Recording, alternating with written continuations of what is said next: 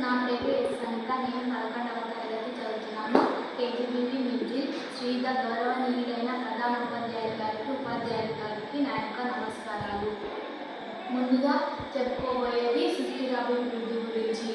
సుస్థిరాభివృద్ధి అంటే అవి 4 రకాలు: నేల కాలుష్యం, నీటి కాలుష్యం,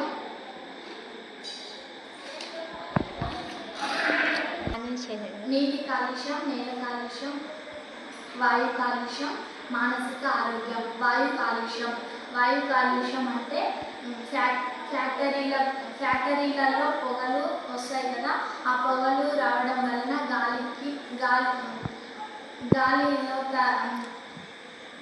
గాలిలో తగలడం వలన మనం పీల్చుకునే గాలి అది మొత్తం కలిసి మనం అనారోగ్యానికి గురి అవుతుంటాము. కాబట్టి వేరే అనారోగ్యాలు వస్తాయి మనకి.